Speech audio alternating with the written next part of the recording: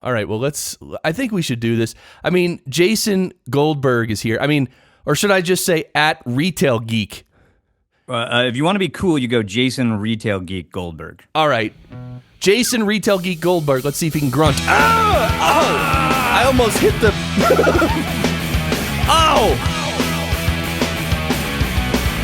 Oh, my goodness gracious! See, I waited, and then I was like, oh, I don't know if that's so stupid. Why do I do like this with the music, like the big intro, and like, does it make a difference? I think it does. I think it brings energy. Anyway, welcome to the show. This is the Podcast Engineering Show, and I'm Chris Curran. I produce podcasts for companies and authors, and I also run Podcast Engineering School. Every week on this show, we bring you podcast production techniques on a silver platter. Literally, I have a silver platter right here, and on top of it are podcast production techniques. I should take a picture of that and put it on Instagram or something. Anyway, I have a background in audio engineering in the music business, and since I entered podcasting a while ago now, 2012, I've noticed a lot of people who come into the podcasting world, they don't have any audio skills, audio production skills. So that's where this show can help. So we talk shop. We really go deep into the audio production. And a lot of listeners actually tell me when they start listening, they don't understand very much of what we're saying. Like, they understand some words, but there's a lot of things they literally don't understand.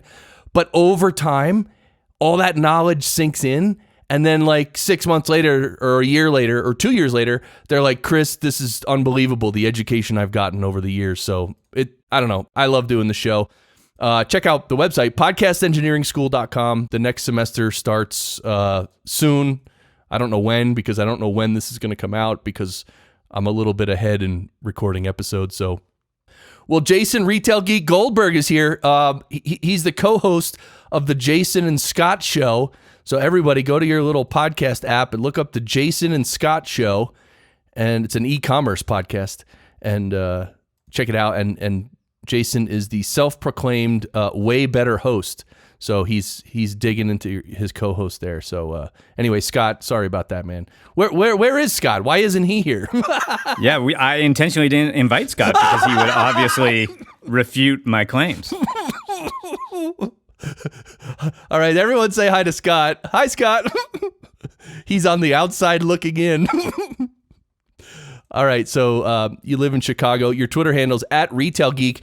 So, Jason, welcome to the show, man. I mean, I'm happy. We've been emailing for a little bit and stuff, but I'm glad you're here, bro. I'm thrilled to be here. I'm the perfect example of someone that has learned a ton from you over the last couple of years, and I feel like I've learned even more from Barry. So, totally thrilled to be here. Well, that's funny because Barry. Oh my God. You know, sometimes I look at a Barry clip on because I use a soundboard, right? There's a little soundboard app in my iPad, and each panel says what Barry says. Like, I got, yeah, oh yeah. I got, no way, you crazy? Which is this. No way, you crazy? I mean, I got, you're going to need a couple horses or a couple mules. I got the one I love so much is there's no activity, no giggle, no nothing, and that's the one I was trying to think of a question for Barry on that one, but you've used up all the questions. You've done too many shows. You need a bigger soundboard. Hey, Jason, I got a serious question for you. Since you brought that up, I'm gonna be hitting 200 episodes pretty soon, and I'm gonna do a special 200th episode. I was thinking after I hit 200 to maybe stop using the Barry clips for a little while. Oh, controversial. Yeah, pros and cons. I feel like Barry's an important part of the show. I suspect I'm not alone, but when I first started listening, probably the first episode or two I heard of yours, I assumed you had like a Barry White soundboard. And I'm a loyal enough listener that I now know that you met Barry. If I'm remembering right, like he was a custodian at a place you used to live or something. Yeah, he was a maintenance guy in my first podcast studio in New Jersey in 2012. Yeah, so now it makes me happy every time I hear Barry. I'm with you. It'd be cool to change it up for 200, But you definitely can't permanently retire Barry. That would not be cool. Yeah, that would not be cool. Well, anyway, so Barry, of course, he's here with me. Wink, wink. And Barry, if you look into the future, if you look past episode 200, when I'm not using your voice, Barry, how would you describe the show if I'm not going to use your voice? There's no activity, no giggle, no nothing. I know. There's going to be nothing. Because by myself, I stink. All right, let's do the speed round. So the speed round is where, Jason, we want you to tell us your entire production workflow and equipment very quickly. Just quickly take us through it within about a minute or so. Tell us what mic you're using, what interface is plugged into, what software you use to record, how you do post-production, just briefly. And then we'll spend the rest of the episode discussing all the details of all that stuff. Awesome. Well, I am speaking into a Sennheiser MKH416 shotgun mic, which you actually helped me pick out. We can talk about that later. Oh, cool. For most of the shows, we've done 300 shows, I was on a RE20 and a Cloudlifter. So today I'm on the 416. It's on a O.C. white mic arm. I have this cool pop filter attached to it that's called a Hook Studios Octo, which is kind of unique. And then I got Mogami cables running through a Rolls Mic Mute Switch, which I feel like is super important when you occasionally are a sneezer, as I am.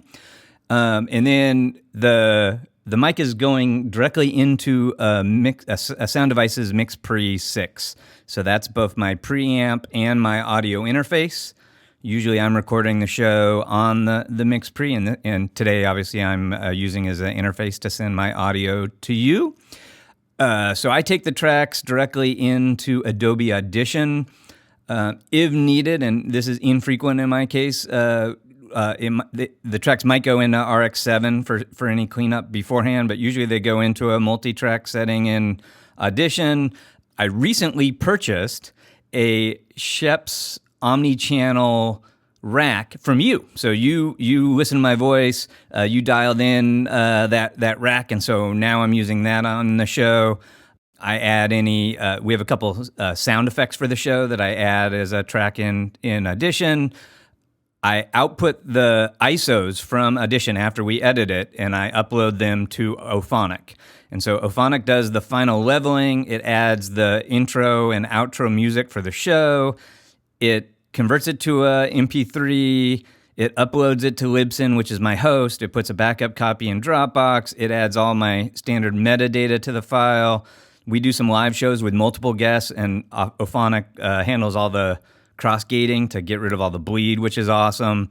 And then I pop into Libsyn, publish it, pop over to WordPress, and do up the show notes for it in WordPress, and that's my usual flow. Cool. And does I don't want to bring up Scott too much, but so you handle all the production, right? Yeah. So neither Scott and I are perfect for your show. We're subject matter experts in our field in e-commerce. So if anyone needs help tricking people into buying stuff online, I'm really good at that. Scott's even better. Scott and I are both well known. We were on the board of directors of the industry organization, and like after meetings, we'd go out and have a beer and we would talk shop. And one day Scott's like, "Man, we should record this. There's like 8 other people that would like to listen to this conversation." And he jokes that like the next day, Jason showed up with like $5,000 worth of audio gear and started recording the show, which is semi-true. I may have had a irrational interest in acquiring some gear. So I sort of by default became the audio engineer, and I'm the worst audio engineer to ever appear on your show. So no way. I feel like that'll be a distinction. And then Scott by default became the showrunner. So he books all the guests and does all that work. My job is harder than his job on the one hand, but on the other hand, I get to decide who wins every argument in the in post. So that like happily he doesn't listen to most of the episodes after they go live, so he doesn't even know that I'm basically dominating him in our arguments. That is so cool. You're manipulating his audio later, and yeah, hey, that Descript platform now. Apparently, if you fed Scott's voice in there, then it can actually, like in artificial intelligence, you can make him say stuff that he didn't really say. So funny you mentioned that. I've been totally checking that out, as will become painfully obvious to either you or the listeners. I have a bad problem with stop words. I say constantly, which drives me nuts. And so in the early days of the podcast, I used to edit them all out. And they say that editing them out should teach you to not use them. In my case, it just made it take a really long time to publish the show. So I kind of gave up. And for the most part, I leave them in. I make it, kind of feel like a very conversational show. But I have been looking at Descript for sort of revisiting that and doing it a little faster than it was manual in Audition. I don't know if you have an opinion on that. But I did see they have this overdub feature where it learns your voice, and then you can type text and it'll add audio in your voice that you never said. Right. So, and I got super excited for the exact reason you just said. I was going to totally use it to own Scott. They have a feature built in. They only let you do it to your own voice. So I could fake it and say I'm Scott, not Jason, but you can't do two voices. They won't let you learn someone else's voice. Right? Because what like they ask you to... Well, we just talked about this in the last episode of the show, actually, where they'll ask you to read certain passages, right? Yep. Okay, and then that's how they can tell it's you live. Yeah, but they just, in the interface, you have to tag the audio as you. So you couldn't, for example, have two hosts. It'll only support overdub for one named user. Got it. Adobe has a fancier version of the technology that they've been demoing, and I've been totally waiting for that to come out. Adobe and within Adobe Audition? Well, they demoed it as a standalone tool that didn't even need you to read a specific script. It just like you fed it like a 20-minute sample of your audio, and then you could use it to create audio. I have to go to a lot of trade shows that Adobe is at because I know everyone on this show would think of Adobe as Creative Suite and Adobe Audition. Adobe is also a big player in e-commerce and building websites for big retailers and stuff like that. So I work with them a lot on that side. Cool. Yeah, well, e-commerce. So we might have to talk offline about e-commerce because I'm revamping, reinventing. I'm doing something. I don't know what I'm like doing. it. I like reinventing, revamping. I feel like the whole world, COVID has revamped all of us. Yeah. And one of the things, of course, there were a few people that didn't shop online before COVID, and now we have them all because everybody's shopping online now. All right, so this is all. So your process is really cool. I'm so psyched to go through this. I was gonna ask you something, but I forgot what it was. Okay, so you used to use an RE20 with a Cloudlifter. Yep. Used that for a long time, you said, right? Yeah, like 220 something shows with that. And I bought this Sennheiser shotgun, not for the podcast. In my day job, I work for a big fancy agency, and I used to have to travel every week and visit clients and give these big presentations. So now, because of COVID, I do like 30 webinars a week. It's crazy. Whoa. And so, so I'm like sitting in this kind of homemade video studio, and I mostly have been using a lav mic for those webinars. And I actually hate it. It's probably something I'm doing wrong, but the omnichannel lav mic, even though it's super close to your mouth, I don't have a well-treated room, especially when you try to make it look good on video. It just has some reverb in it, and like that comes through strongly in the lav. So I thought, gosh, I'll try a shotgun mic to see if that's any better, and it has the advantage of not having to clip it on every time you sit down. So I bought the Sennheiser for that, and I'm like, I really like the way my voice sounds on this over the RE20. And the thing that totally shocked me, the background noise is way lower in my particular environment with the Sennheiser than it was with the RE20. Yeah, I remember when you sent me you sent me clips of both to dial in your custom settings on the Shep's Omnichannel plugin. And yeah, the background noise on the 416 was much lower than the RE20, which is not surprising. I mean, it is a shotgun mic. It's supposed to do that. So, yeah, but I guess on the one hand, I thought it's much more sensitive. So you'd think like I get it. It has a much narrower pickup pattern, but I guess just the way I'm able to position it, and I have a little sound treating behind it, so it's worked out well. So I'm kind of psyched to be using it now. Yeah, and the Sennheiser 416 is just a great mic. It's a $1,000 microphone for everyone listening. Just so you know. sort of what class it's in, but it's a microphone that, I mean, they use it to make movies, like in a lot of video production, movies and videos and TV commercials. Like it's one of the most used microphones in video and movies, right? I think. Yeah, I think it's a classic. And in fact, full disclosure, for my use case, it has such a good reputation. I just bought it, and that was probably stupid. I probably should have done a little more trial. And there are much more modern mics that a lot of people would probably say, hey, are superior for my use case to the 416. But the 416, I think it was invented in like the 70s or something. It has this big reputation, and I foolishly bought it based on the reputation. I'm super happy with it, but I'll never know if I would have been happier with a different Sennheiser shotgun mic that was 10 or 20 years newer. Yeah, I hear you on that, but at the same time, like certain microphones, they have such a pristine reputation and such a great reputation that like the 416 is one of those mics that like everyone in the world agrees that is a world-class mic, period. There's never anyone online who's like, no, I think that mic sucks. Like zero people, right? No one has ever said that. I mean, look, there are other shotgun mics that might be a little better, maybe, but you're in the world-class category. It's like, so you can't go wrong with stuff like that. Like Bandrew, who in the recent past, he bought a U67, a classic mic, it's a $7,500 mic. And like people might be like, well, is it good? Whatever. Dude, it's sick. It's such an amazing microphone. Like, so what I'm saying is when a lot of this expensive gear that's really, really good, you can't go wrong. I mean, so anyway, so don't I'm with feel you. bad I about feel it. like I'm the old out of shape guy on the really expensive bicycle. Like the problem is not the equipment; it's the dude sitting in front of the equipment that's the weak link for sure. I just realized. I would say like I want to give Bandrew some grief because I feel like that was his dream mic and he bought it, and I've enjoyed his review and his stuff. Right. But he actually bought a 416 like 4 months earlier. And he gave it a great review, but his big knock on it was, it sounds great, but it's ridiculously expensive and no one needs this expensive a mic. And that's a fair comment.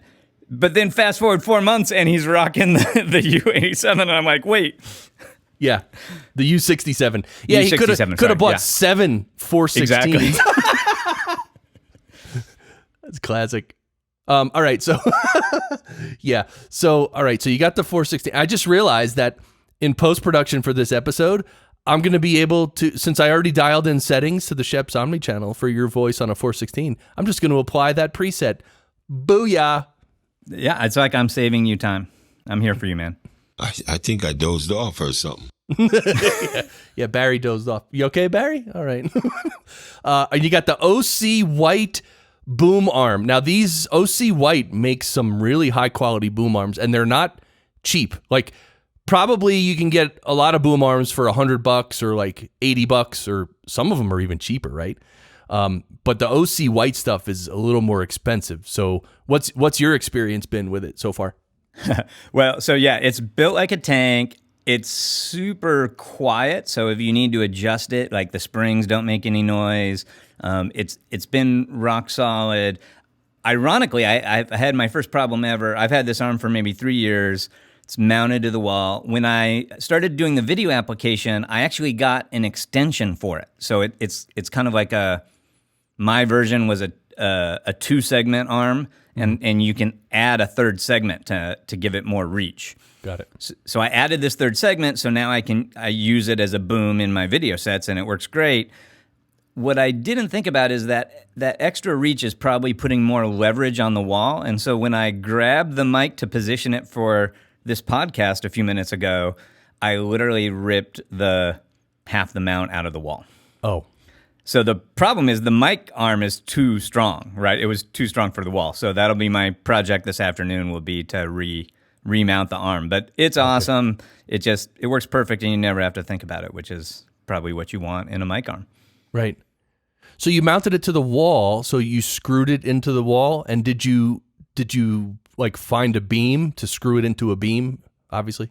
I did, but imperfectly. So yeah, I chose to mount it to the wall instead of the desk because O.C. White has two styles. They have what most people think of as a mic arm, which is, I'll call it like a high style, where the mic comes in from above. Right.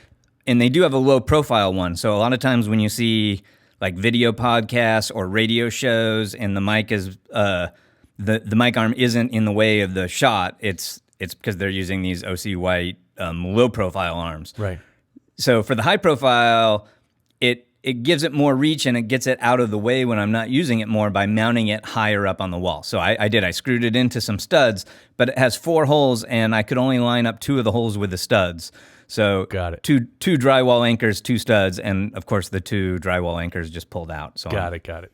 Yeah, so I'm a little jury rigged right now. Yeah, so you might have to. I don't know. I'm not a construction type guy, so I don't know the exact solution, but. That's why I came on the show. I was hoping Barry would have some advice for me.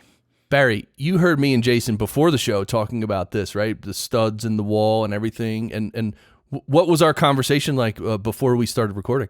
And they were cussing up a storm. Profanities left, profanities right. Really? Now I'm not going to be able to let my mom listen to the show, darn it. Every second word was a F word. I don't know what's wrong with me today. I can't hit the freaking pad to get the sound. Like this delay, like that silence, that awkward silence. Like, what's going on? And then like, anyway. Have you told us what pad you use? Do you use a software pad? Well, it's just an app on an iPad, and what is it called? How do I tell what it's called? Sometimes tricky on the iPad. Soundboard, maybe? It's a sound. Yeah, it's nothing special. It's just a soundboard app. It's nothing special. And there's a million of them, I think. Yeah. I've been playing with one on the Mac OS, which is from Rogue Amoeba, who I think makes like Hijack and all that. And it's called Farrago. I'm sure I'm pronouncing that wrong. Yes, I have that one on my computer. I actually pronounced it Farrago, which I don't know if that's correct either. That seems pretty cool. I actually never thought of trying that on a iPad. Huh. Yeah, I don't know if it's available for the iPad. That's a good question. Yeah. Anyway, but yeah, I like it. I'd be curious. You have the sound effects live, so I got to hear Barry and I got to hear the show intro. We have some stingers and bumpers that we use in the show, and we have intro music, and I add it all as a post process. So in some ways it feels easier and more repeatable, the guests don't get to hear it. Right. Yeah, they're just two different ways of doing a show. I mean, there's nothing wrong with either. I prefer to do things as if they're live because I like that. I just like the energy and the whole, like, I don't know. I like the energy of doing it as if it's live, even if there's some mistakes, which obviously I could clean up. If it's a serious mistake, I could tighten it up later. And so, but the way you do it is perfectly reasonable. I mean, it's even easier, right? You just do your interview with the guest and then you figure stuff out later. You put in the music later. So exactly. Yeah. And totally. the easiest music, the intro and outro, Auphonic actually adds it for me. Like, yeah. So I want to talk about that because I've never done that with Auphonic, and I have some questions about that, about the level and the fades and stuff. So let's talk about that when we get there. Okay. So your O.C. White boom arm is awesome. I want to get one. I like those low profile ones. Like those are so cool. I know Bandrew has one too. At some point I got to get one because I'm still using a Heil PL2T, which I bought 8 years ago, which isn't bad. It creaks a little. Like if I was one of those hosts that moves the mic constantly, I would have to get a different boom arm or I could oil it, but you can't really oil it. I don't know. I feel like your chair makes so much noise, no one would ever hear the boom arm. Dude, by the way, sitting in a chair, like a chair that does not make any noise, it's almost weird now. Like the quietness is disturbing me. It's like, am I really on the air? Wait, I can't hear the... Jeez, am I really sitting? Okay. All right. All right. So let's move on to your pop filter, which you said is a Hook Studios Octo pop filter. And I got to say, when we first connected on Squadcast here, you had your video on, and I saw this pop filter, and I was like, what is that? Is that homemade? And you're like, no, actually, no. So tell us about that one. Yeah, so I discovered this from an old Mike Delgado episode, and he uses he's a professional voiceover guy, and he uses a 416 often for work, and I think he mostly uses the foam cover as his pop filter, but he did a show about pop filters, and he busted this thing out, and I really like it because it's tiny. I travel. In the old world, I used to do the show from a hotel room all the time. So I thought, oh man, I need a low-profile pop filter that I can travel with. And this thing just has these like rubber O-rings that slides over the end of any kind of narrow pencil mic. And it's got 2 flexible sheets of metal mesh.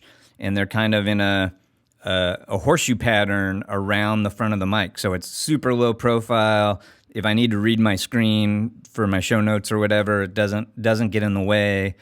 And amongst my many audio problems, I don't have a huge problem, I don't think, with plosives, but it seems like it works really well, and it's super transparent. It's probably overpriced for what it is, but How much does it cost? About I want to say it's like $50 or $60. Okay, yeah, I mean that's. If it works really well, to me that sounds okay. Yeah, I feel like people use that. The Stedman is the expensive metal pop filter that a lot of folks use on a goose arm, and so it's similar price to that, and it's way, way smaller. Right. But it looks so cool. Like it looks like the way they engineered this to avoid plosives looks like they engineered it really well, because it's like curved, so any air that's going toward it will either get diverted above or below it easily, because it's round. The air will just flow over it easily, right? That's exactly. Yeah, and there's like 2 sheets with a slightly different radius, and so they have a good sort of they're not touching, but they have an overlap. Right. So it's almost like a double pop filter, which is that's obviously one way to really cut down on the plosives, because if you just used one, it would be okay, but when you use 2, I'm sure that makes a huge difference. Yeah. That's pretty cool. It's all these little things. I have a couple other little gadgets that I feel like are going to improve your life. Oh, yeah? What do you got? Yeah. So at the same time I found this, Hook Studios also makes, I went to their website to buy this, and they sell it direct, but they also sell it through B&H. But they have another thing that's called a mechanical decoupler. And so this is a little gadget that has male and female 5/8" threads. So it's meant to go between the mic and the mic stand. And it's tiny. It looks like just a little knuckle, but it has this fancy viscoelastic polymer inside of it. So it's like a shock absorber between the mic stand and the mic. So I know you have a lot of clients that use a tabletop stand, and I know you can always hear like people typing and stuff like that on the tabletop stand. You could throw this little thing on their tabletop mic stand, and it would kind of isolate the mic from the table a little bit better. Oh, this is amazing. I have not heard of this yet, but I'm actually saving it to my computer now, the URL that I'm looking at, because this is great. I mean, there's a little plastic mic holder that does sort of the same thing, which I've been recommending to clients for years, but it doesn't really work that well. Like, I've never tested it scientifically, but it's just, it might help a little, but it's not that great. So if this thing works, this would be, as you said, this would be a great solution for people who are using a mic that's based on their table, like a tabletop mic or one of those short little stands they put on their desk. Exactly. And in my old world, I had to travel with a kit to do these from a hotel room. So I had I wanted it really small to fit in my carry-on suitcase. So I'm always picking audio interfaces and mics and mic stands based on how small they fold up. And so this seemed like the best sort of shock absorbing, sound isolating solution I've ever seen from a size standpoint. Yeah. That can be so handy because the table thumps and the bumping because someone's typing and all that rumble that comes through the mic stand that's based on a tabletop. That's terrible stuff, man. Like that, even sometimes you can't even get rid of it. Meaning, sometimes you can use a deplosive. Like if someone puts their hand out on the desk and there's like a big rumble, it's like, poof. Sometimes a deplosive module can actually remove that, which is fine, which is great actually. But sometimes those rumbles they don't resemble a plosive, and then there's nothing that you can get rid of it with. It's terrible, actually. Yeah, it's one of my usual pre-show questions with guests is, are they Italian? Because I want to know if they talk with their hands. Oh, jeez. And everyone who's getting offended, relax. It's a joke. Yeah, absolutely. I mean that they're expressive and good communicators, not anything negative by any means. But of course. But yeah, sometimes you just do. You have guests that you can hear them gesturing in the background and smacking that table over and over again. Yeah. I someday I'm going to do it. I'm going to make some videos or recordings of like pretending to have the worst mic technique with the worst sound, with the worst, crutches, like I just want to do everything the worst. Like I would love to have like a 2-minute video showing every possible mistake that someone can make to sound terrible. Half of me thinks that would be awesome, but half of me is afraid you'd use me as the example for most of that. So I don't know if I can endorse it or not. All right, so that's cool. All right, the Hook Studio stuff. I'll link to that in the show notes, everybody. So the mechanical the decoupler and also the pop filter and stuff. So you're using Mogami cables. You're enjoying those as much as you can enjoy a cable? I've never had a cable problem, so yeah, I'm like, there's a smart argument about how much you should really invest in cables, but it's nice to never have to worry about it, I guess. Right. Yeah, because they're good quality. They're shielded better than cheaper cables. That's been proven by Bandrew, I think. Didn't he do a video where he is a fan, and I am easily swayed. So yeah, so you're gonna buy a U67 anytime soon? I am not. I definitely think that would be a poor choice in my untreated room with the giant window I'm sitting in front of. I just realized one of the ways we can mess with Bandrew, if we wanted to, we can say, "Oh yeah, you got a U67. That's awesome. Did you get a matching pair for stereo recording?" Yeah, or guess how. Yeah. And he'll be like, "Wait, what? I need another one." That is evil, and it would totally work. Yeah, I will admit, we do some live shows with multiple guests, so sometimes we have like 4 to 6 people on the show. Mm-hmm. And for most of the time on the show, I was a bad person because I would travel with the RE20 for me, and then everybody else was on a SM58. Okay. And I felt guilty doing it. It's not even the show would have sounded better if we were all on SM58s, which is a perfectly fine, awesome mic. Right. Yeah, I understand the tone difference, but I don't know. To me, that's not. It just made me feel special to have a bigger mic on Scott.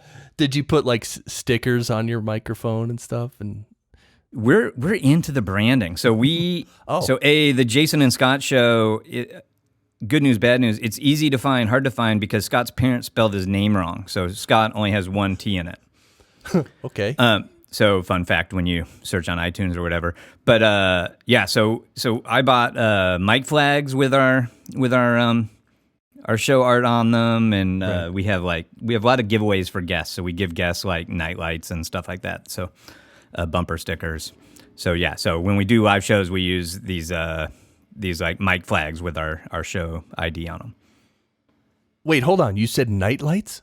Yeah. Zazzle. Zazzle is like the site that sells all kinds of gadgets with custom graphics on them. And we bought these nightlights, like a little light you plug in. It's got like a translucent version of our podcast cover art on it. And so you can fall asleep to the beautiful faces of podcasting in Jason and Scott. Oh, man, that is so cool. A nightlight. Poker chips. When we did some shows in Las Vegas, we got Jason and Scott poker chips. Wow. Just random. Yeah, we suck at audio, but we're good at marketing. Wow. Oh, this is This is pretty cool. I mean, because there's so much you can see. The whole thing is novelty, right? Like if you can do something that no one else does, then it's like, oh wow, nightlights, like that got my attention, right? And that's obviously why you're doing things like that, right? Yeah. The one I've been thinking about that I haven't executed is I sort of feel like the show would benefit. So most of our shows have a guest. So myself, co-host, and a third guest. And the guest has almost always been remote, even before COVID. I feel like I would like to buy, I should, as a standard practice, just buy like a headset mic that we send to guests before the show. Because so many guests try to do the show with the like built-in mic and speakers from their laptop or at best like AirPods and you can hear the cable bouncing around on their shirt. And I thought, oh my God, what would be really cool is to get a decent headset mic to send to people and then have it somehow branded. Yeah. Huh. Because then they'd probably use it for the rest of their life. And these days they would use it on all those Zoom calls and it would have my show ID on it. Oh, yeah, that is cool.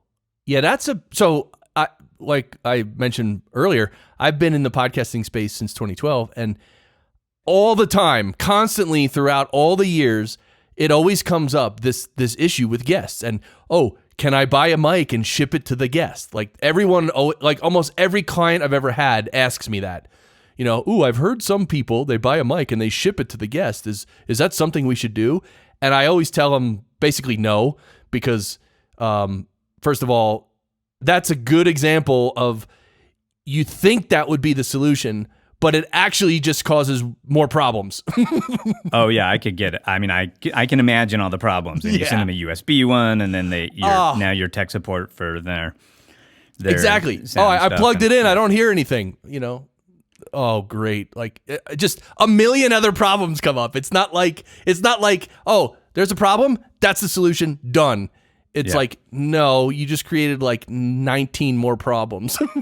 Yeah, what's the old saying? No good deed goes unpunished. Right. Yeah, and then like, oh, they're supposed to mail the mic back. Well, what if they don't mail it back? Then you got to... Yeah, I was assuming I would have to find the sweet spot where it was an improvement for the show audio, but they could keep it, because I think it would be way too hard to try to get it back. So that was my entrepreneurial idea right now, is if you could figure out a way to do that at scale. Yeah. That'd be awesome.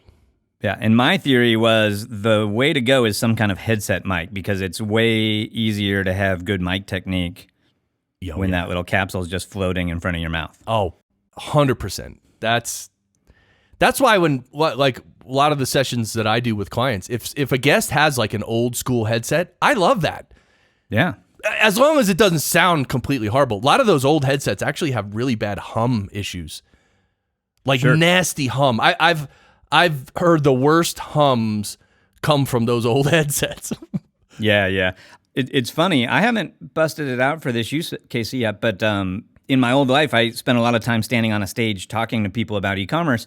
And so I actually have a super premium DPA head-mounted microphone, this which, you know, is you either see Countryman's or these DPA mics on all these professional speakers. Right. And so I traveled with my own headset mic, and it's a Omni condenser lav, basically, that's mounted to a super small boom arm, and they use these things on like Hamilton. So it's pretty high end, and it's occurred to me, you know, I've been screwing around with all these mics and stuff. I probably would have been better off just to have used that from day one and plug that into the Xperi and call it a day.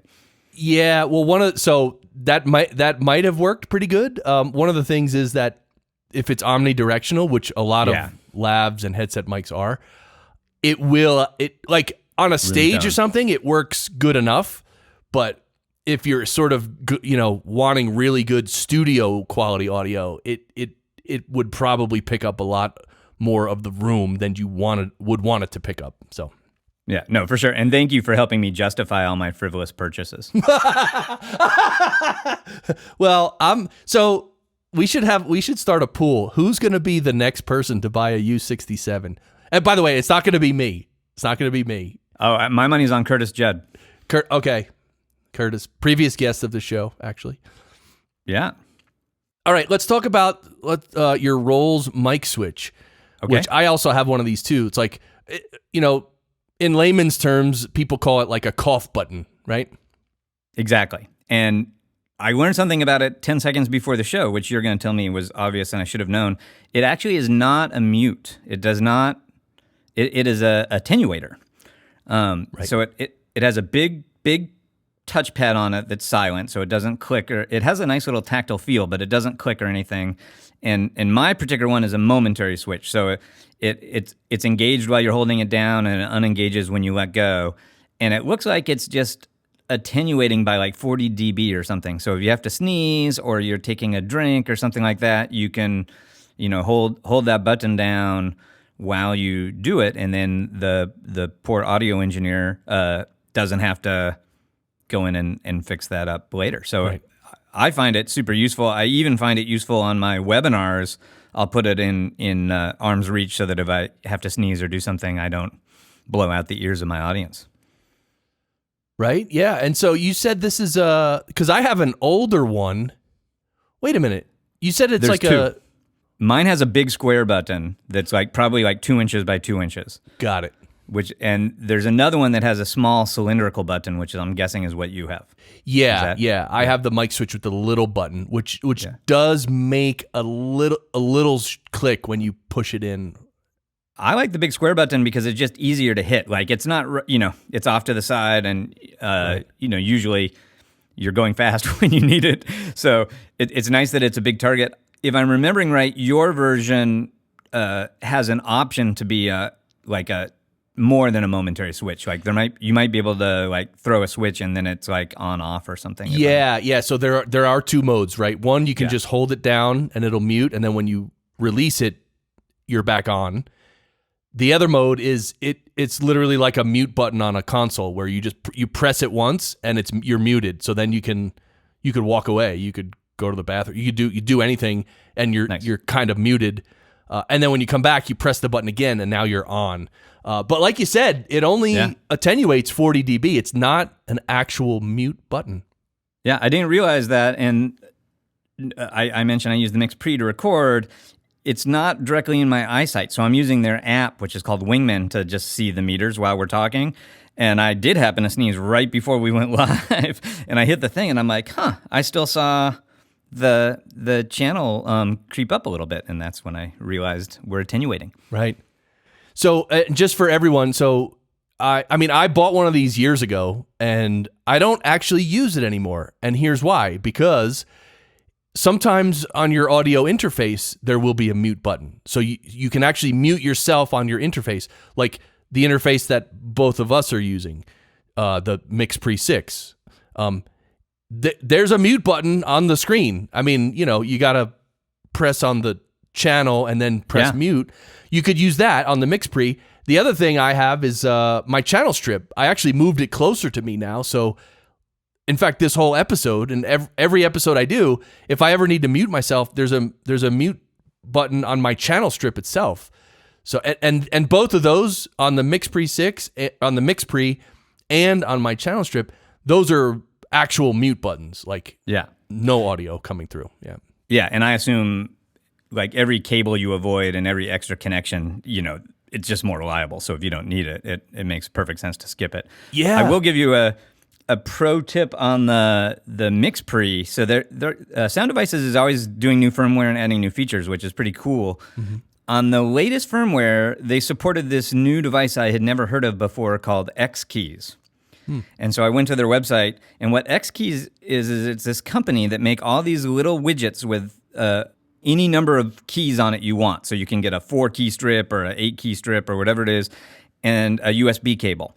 And so, and you can custom label all the keys. So what this is, it's like a custom keyboard for the Mix Pre 6 or Mix Pre 3. So I have this little strip with 4 buttons on it, and so I have a record button, and most important for me, I have the cue button to mark a cue point in the recording. And it's it's on a cable, so it's kind of like a remote, so it can be right next to my workstation while I'm recording. Right, and one of those. I guess I could have put a mute on that. Okay, yeah, I was gonna say if you that'd be cool. Put a mute button on that. Yeah, I didn't even think of that. So you're right. Maybe I could skip a step.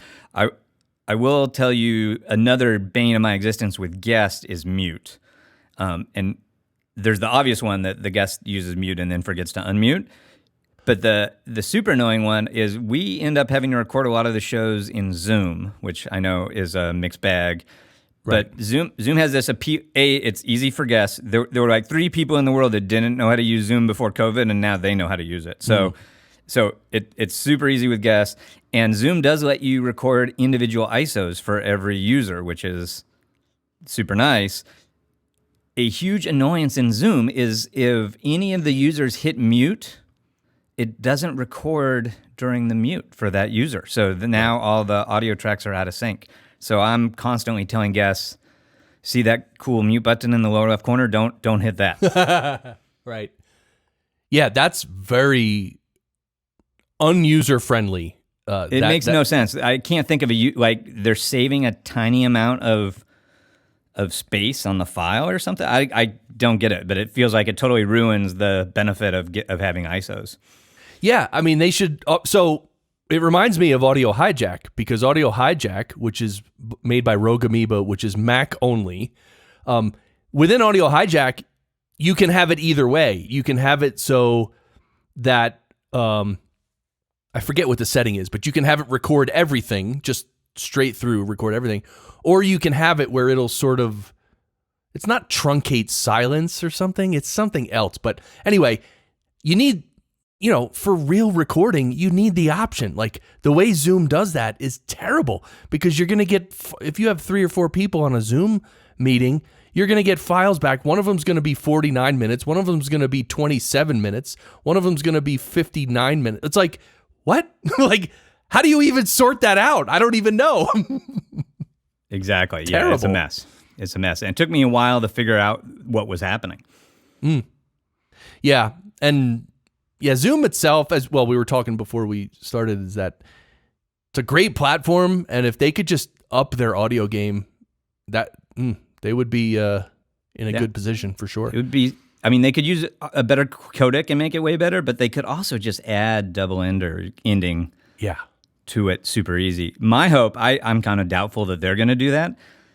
For work, we now use Microsoft Teams a lot, and Microsoft Teams has gotten really good really fast. I hated it at first. Now it has every feature that Zoom has and more. And so I have some hope, this is a pipe dream, but that they might add podcast-friendly features to Teams, because amongst other things, Teams replaces Skype, and Microsoft did roll out Skype Creators Edition, which it wasn't very well done, but the idea of it was Skype with special features for podcasters and YouTubers. Right, interesting. So Microsoft has some appreciation for that market, so you never know. It'd be like, I feel like that would be another way for Microsoft to differentiate itself from Zoom, would be to add a podcast-friendly feature. Right. Yeah. I have a feeling that someday Zoom, and they might even be working on it already, I have a feeling someday Zoom is going to wake up and realize everything we just said and actually make a version of Zoom or like an upgraded package that will do all these things that we want it to do. That would be awesome. That'd be awesome, yeah. Okay, so let's move on. This is, I mean, we could probably talk for like 10 hours. I love this. This is so cool. All right, Adobe Audition. That's the DAW that you're using. And okay, so after you record, you bring everything into Audition. And so what kind of plugins and processors do you use inside Adobe Audition? Yeah, so I guess a variety. Until recently, a number of years ago, I hired another audio engineer to make some racks for Audition. And it's this well-known guy. And he used all native Adobe plugins. So he basically, he did like a gate, an EQ, a compressor, and a limiter in this rack. And he, did a custom EQ curve for me, and he did one for Scott. And it's all stock Adobe stuff, which all works really well and sounds well. Like, I'm sure that the stock Adobe stuff has way more than I would ever need or would benefit from. So then I changed mics. I needed a new rack, and I've been a long-time listener of your show, so I thought, hey, I'm going to hire Chris to do this. And a huge benefit to having you do it over the famous guy that did my last ones is you also give a video with the rack. So you actually get to watch you EQing making the curve and setting everything up in Shep. So I bought Shep specifically because that's what you were recommending, and I've done a couple shows with it now, and it works great. You don't know it, but you killed me in the same way that we could trick Andrew into buying another expensive mic. Yeah. I watched the video, and you were doing the EQ in FabFilter. Yeah. Well, I was using the FabFilter Pro Q3 as a reference. Yeah. Exactly. And I hadn't seen that, and I thought, oh man, that's cool. I have a separate interest in learning to do the EQ myself, and so I like getting the settings from you because it gave me a starting point to kind of learn, and I got to watch the video. But it did trick me into going out and buying. FabFilter had a deal, and so I bought basically a FabFilter rack. So I bought their gate, their EQ, their de-esser, one of their compressors, and their limiter. So I have a long-term aspiration to go a little, get more proficient in those. I'm not really using them live for the show, but I play around with them now.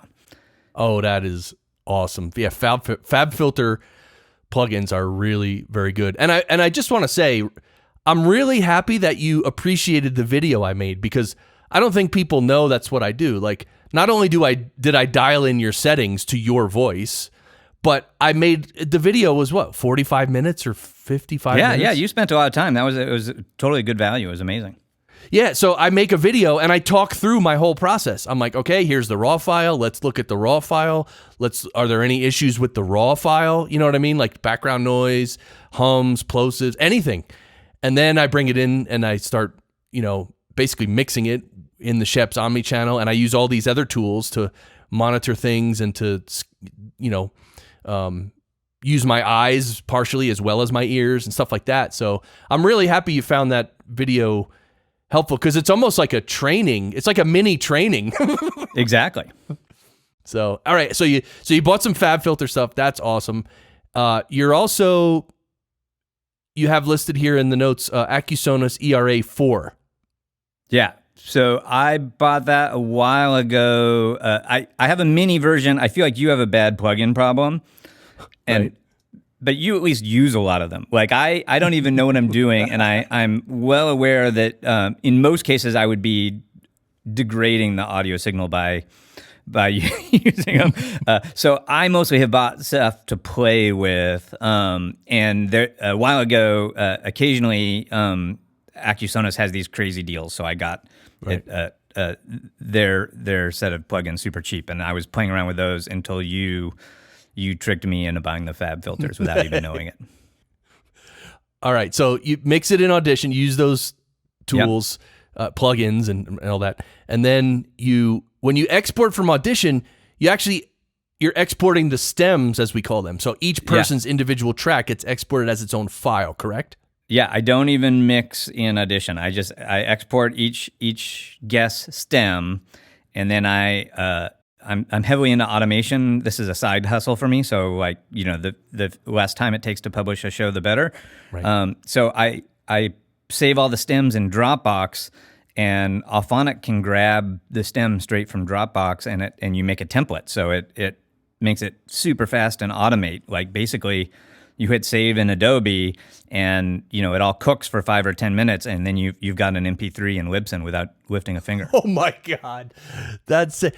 I tell you, you and a lot of other guests on my show over the last 6 months have using just sick automation, like disgusting. I mean, beautiful, disgustingly beautiful. That's what I'm saying. It's amazing. No, I appreciate it. And I actually got to watch a live stream of you publishing a show on Facebook recently, and I was yelling at you through the live stream. Wait, what was I doing? So I have one automation tip for you. There's a WordPress plugin called Duplicate Post. Okay. And what Duplicate Post does is it lets you use any previous post you've made in WordPress as a template for a new post. Mm. So, all our shows are pretty much the same. I saw you creating a new post for each show and retyping all the stuff and changing all your settings. And I'm like, man, you could have done one click, copied the last post to the new post, added your new show notes, and saved yourself a bunch of time. Right. Yeah. So I do. Yeah, but I'm not judging. No, I mean, no, I am judging, but yeah. It's okay. Yeah, so I'll have to look into that. But I literally I just go to the previous post, copy all the HTML and paste it in. So that maybe that's wasted time, but that's like... Yeah, no, it's not. I'm joking. Seconds. It's not a big deal. But I do find this duplicate post is pretty handy for like just, stamping out the show notes, and then I like copy the show notes. One of the other features I really like of Auphonic is, as part of that automation, you can send the stems to a transcription service. So Google and Amazon both have free audio transcription services, or they're super cheap if you want to pay for them. So through Auphonic, I get a transcript, and I paste that transcript into the WordPress post and to the show notes. And so that's way better for SEO, because if someone searches the web for something that was said in the podcast, it takes them to my WordPress site. Right. And it, a lot of guests tell me the transcription's not perfect, but a lot of guests tell me that they really enjoy the transcriptions and use it sometimes to reference something we're talking about. So that's interesting. So the WordPress post in your episodes must be really long, right? They are, yeah, because our average show's an hour. There's 2 to 4 of us on each show, and so yeah, it's a big text file that just gets appended to the bottom of each WordPress file, and then I copy that whole WordPress post and paste it into Libsyn to be the show notes. All right, interesting. Yeah, and I haven't figured out how to automate that. There probably is a way, but that would be the next step. Would be like I manually copy and paste everything from WordPress back into Libsyn. Right. So wait, all the transcription in the show notes goes into the Libsyn post as well? Yeah. And it allows you to put that much text in? Yeah, totally. Okay. There's you have to be limited formatting. Like you can even do some light formatting, but you can't like embed images and stuff in the Libsyn. But yeah, the whole transcription it takes, and then it's searchable, and a bunch of the podcast players can search for the text. Okay. Actually, in the Libsyn show notes area, you can have pictures in there. Yeah, but I think you're right. For some reason, some of the pictures that I put in my WordPress show notes don't... Right, they don't translate to that. Yeah, they don't create valid HTML, and it throws errors in Libsyn. Got it, right. But, right, so doing it your way, it's a little tricky, but if you were in Libsyn in your show notes, you can easily just click on picture and add a picture, and that's easy. Yeah. Exactly. Yeah, got it. Okay. So everything you're doing with Auphonic is amazing. I mean, you're the isolated tracks, the ISO tracks, go to Auphonic, and then you have all your music there already. So here's what I wanted to ask you about. How does Auphonic know when to add the music, when to fade it out, or do you do your intro? Does your show have an intro where literally the music comes in and then the intro, hello, welcome to the podcast, and then everything fades out to nothing and then the conversation starts? Or is there crossfading? There is crossfading. So you have to be willing to do it a certain way. So my intro and outro, which I didn't know outro was really a word, but it seems like it is, are a narrator that isn't me with music. Got it. So we actually hired Music Creative Radio or Music Radio Creative. Mike Russell. Yeah, Mike. And so he's got a bunch of voiceover talents on the website. So you pick your voice, and they helped us pick out some music. This was like 3 or 4 years ago. And so they created WAV files. And so it has a woman introducing the show with a music bed. And then her voice fades out, the music keeps going. And then in Auphonic, you can give it a time offset. So essentially, you can say, I want the stems that I just uploaded to start 2 seconds before the intro music ends. And it automatically crossfades it. Got it. So in our case, that's set up permanently, and it just works really well.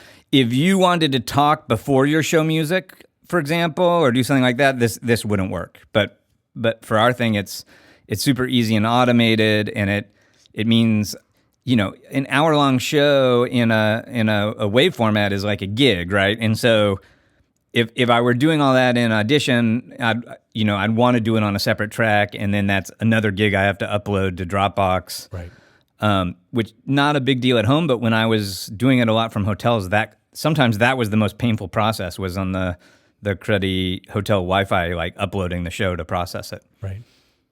Interesting. Okay, and so you may have mentioned this, but I may have been typing or whatever. When you export the files, the stem files from Adobe Audition, what format are you exporting them? Full resolution waves. Okay, got it. So I try to do the show. I don't know if it really matters, but for the most part, we do the show in 44:1. Sometimes I somehow accidentally recorded at 48. But so yeah, whatever that is at 24-bit. Yeah. Okay. Cool. 24-bit, and yeah, that makes a big difference. Like all the pieces parts being full resolution WAV files, and then let Auphonic do its thing, and then spit out the MP3. That's great. Yeah, and I feel like people like you would be like, oh man, we should level this ourselves and not rely on the robot in Auphonic, which I'm sure people that are careful can do a better job. I would argue Auphonic would still be worth it if I wasn't using the leveler. Like, just for all that automation and stuff it's doing, right. it would totally be worth it. In my case, the leveler is helpful. Audition has great leveling tools, and I don't need Auphonic as the leveler, but those in-person shows with 4 guests on the SM58s, there's always a lot of bleed on every track, and Auphonic is magic. I mean, maybe you know how to do it, and it's super easy. To me, it seems like magic how clean it is after you process it in Auphonic. Yeah, with the Crossgate feature, yes. Exactly. Yeah, no, the Crossgate feature is amazing, and such a time saver. Yeah, I would never do that by hand. I would use Auphonic. In fact, I own Auphonic Multitrack, which is a local software that I bought and downloaded. It runs on my machine, and that's what it does. That's all it does, actually. I mean, it mixes various voices together, or it levels them, and you can spit them out as stems as well. But to your point, like letting Auphonic level everything is not bad. I mean, like you said, like audio engineers like me might want to do that by hand, but all in all, Auphonic's going to do a good job. One thing I frequently talk about is that, setting my voice to minus 19 LUFS, setting your voice to minus 19 LUFS, and then if you play them together, even though they're both technically minus 19 LUFS, one of our voices might sound louder. Perceptually, it just might sound louder. So that's where an audio engineer or a podcast engineer would want to manually adjust that level, and then they're even, right? So that's the only thing that might come out of Auphonic that's not perfect, is that maybe one voice might sound slightly louder than another, but it's not going to be off by much. So it's not something to change your process over.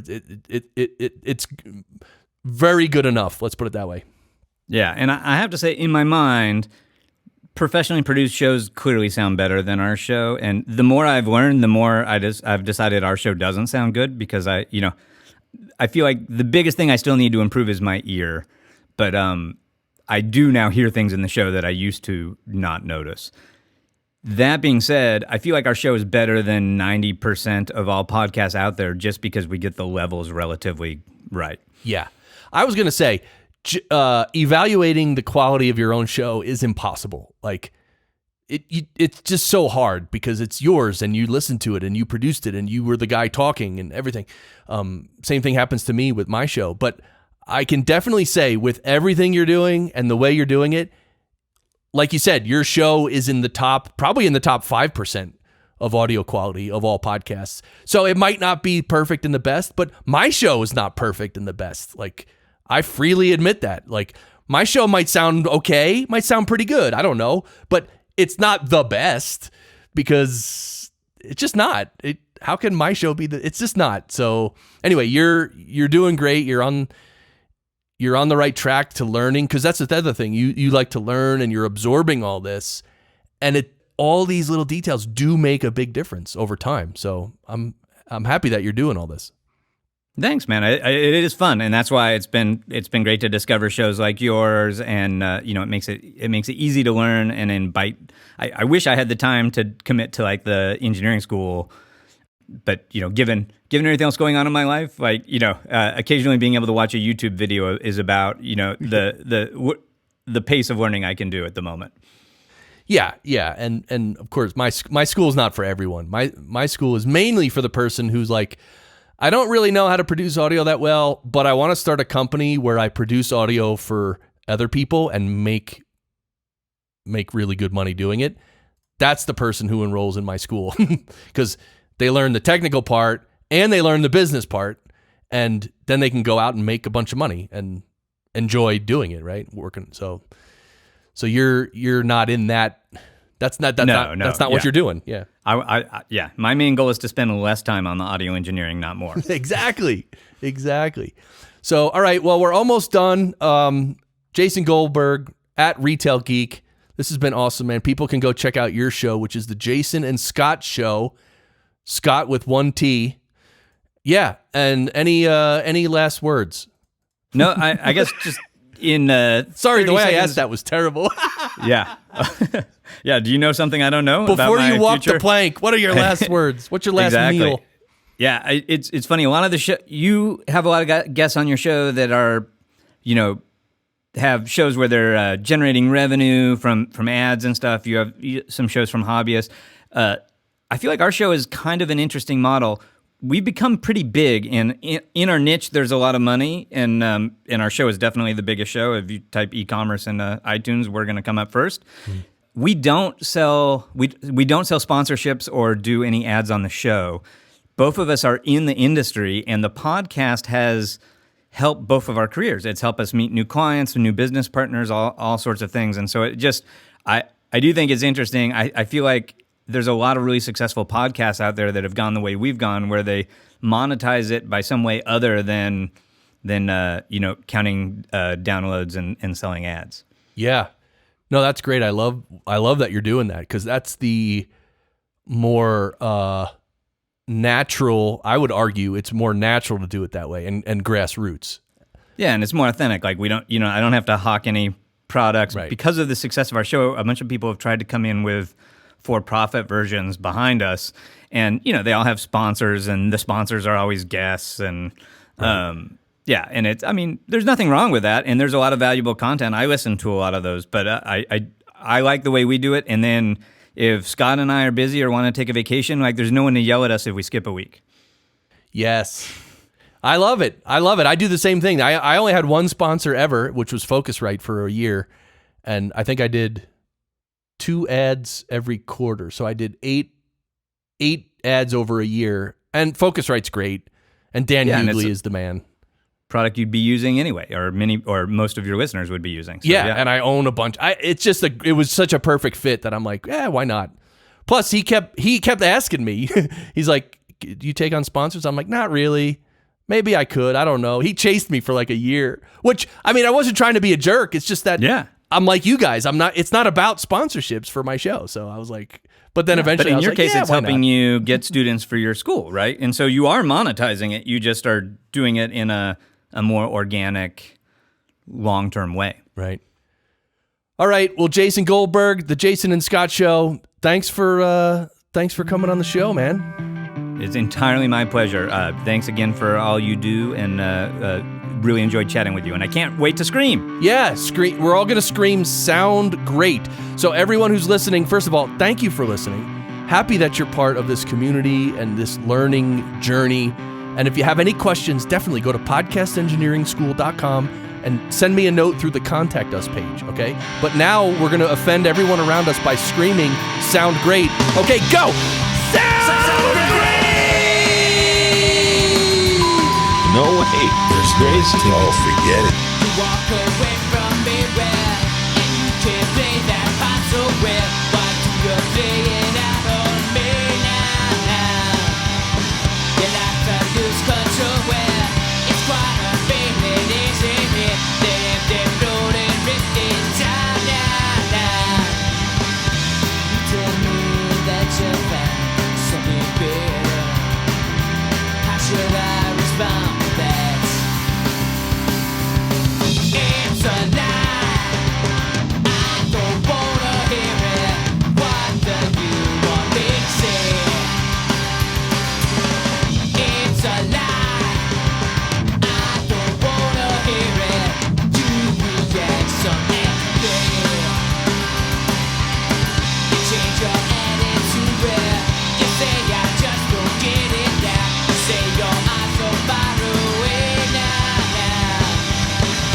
You gave up on me where some chance you gave me gave away. You say I wouldn't understand now.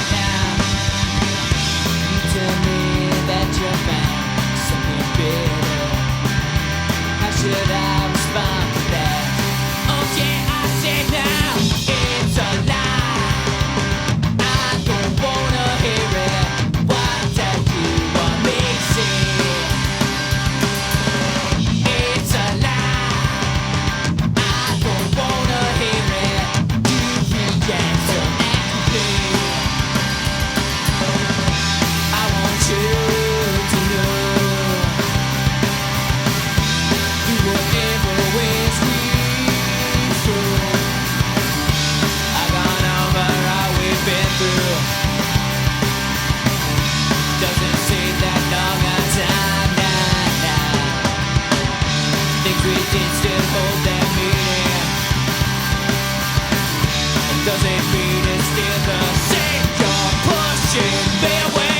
You worked your theories now where you getting worked up on you now. You work your way around somehow now.